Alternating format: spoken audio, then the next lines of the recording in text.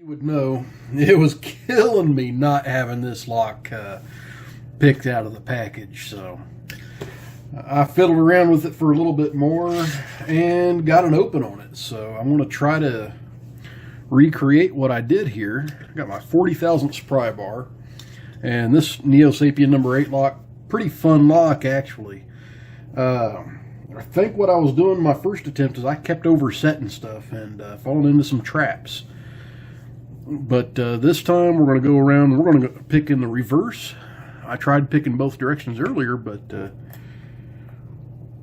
this time we're going to see about it. And I'm using a fairly heavy tension now. Before I wasn't using a very heavy tension. Counter there, counter on 2.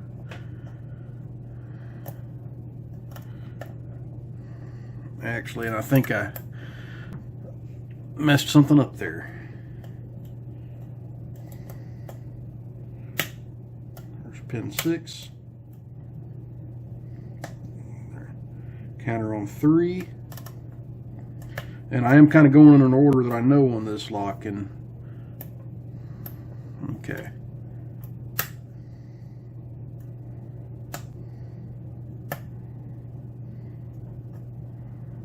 Something's not jiving. 1, nothing on 2, nothing on 3, nothing on 4, nothing on 5. Click from 6, nothing on 1, nothing on 2, nothing on 3. I click from 4. Now counter on 4. There we go. Click. Counter on 3 and a click. Counter on 2 and a click. Now I got to move to this ledge and pick 1.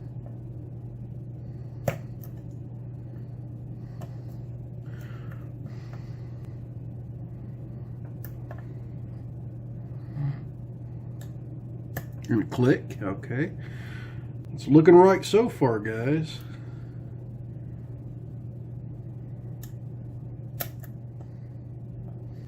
Okay, now, if I can remember which one was my last one, here it is.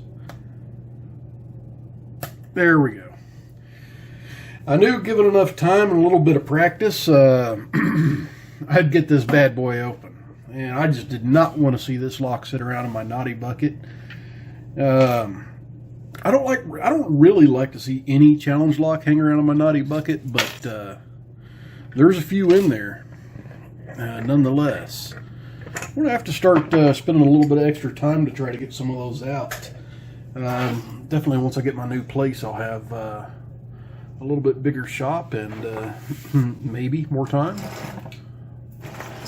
So, actually have a garage in the new house, and I will be able to use that entire garage as a workshop.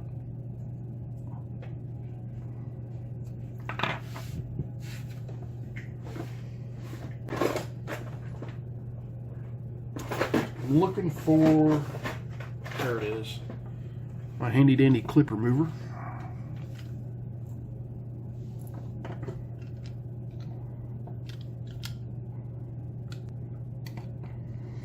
I've had a lot of people ask me what this tool is and where it came from. And I honestly don't know. My dad bought it for me off of Amazon. And it really didn't have any packaging that said anything on it. This is a challenge lock, so I'm going to go ahead and shim. Ooh, that shim's going in there tight. That's going in there real tight. Let's see if this shim's a little thinner.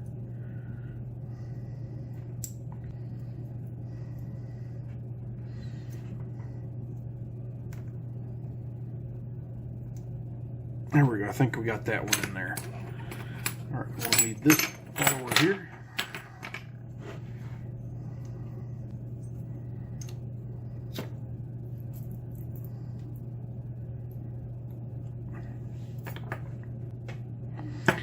All right, let's go ahead and take a look at these. You can see that everything needed to be picked, and you can see where some of those big false sets were coming from. I see some countermilling. I love seeing countermilling.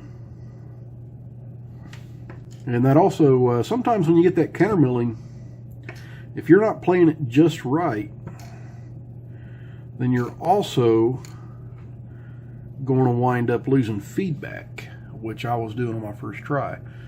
But there we go, guys. There's the plug of this thing, and I got loose threads in 2, countermilling in 3, some loose threads in 5, and countermilling in 6. Really good. NeoSapien did a good job on this lock. Those key pins look really nice. And as always, I'll zoom in on those and show you guys those as soon as we get everything taken apart here.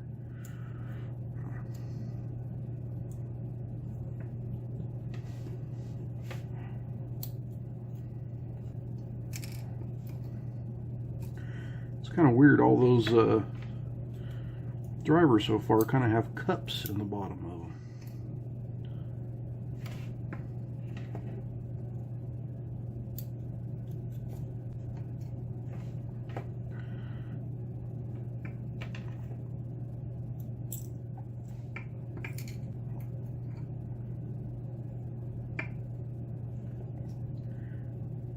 Whoa! That one was standard and it flew out. There we go.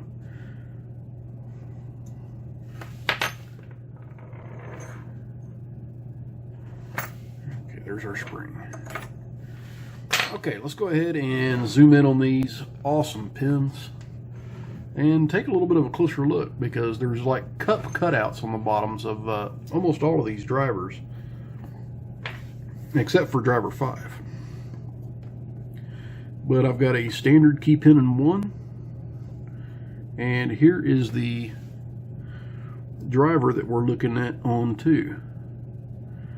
Very interesting. I'm not even sure if this was originally intended to be a key pin or not, or a driver pin or not. It's got a little bit of a cup there in the bottom, and kind of a step down spoolish, kind of an odd shape. Then I've got another one here. And this one has square edges on it. And I've got another one here. This one is actually, looks like it's brass though, so maybe these might be homemade key pins. The little cutouts are interesting though. And this one's another one with square cutouts. And this one's all round. And then a standard. So, and the key pins, I got a very nicely serrated one here. A very long double spool, and I have a feeling at one point I was probably getting stuck in that spool right there. Then I've got a big fat spool and another serrated, and I've got a 2-part. It's a pin and pin key pin, but it's kind of like a I think one of those Dom wafer pins, but it just rides in there. It's pretty darn cool. Awesome lock, NeoSapien. I'm glad you made it, and I'm really happy that PickME sent it to me. So PickME, thank you very much once again. And like I said earlier, guys, on the previous video, can't always get them the first time. Well, this is actually the 3rd time. So everyone, please stay safe. Oh, wait a minute. You know what? I normally don't uncover the key because I forget about it. But I want to uncover the key this time.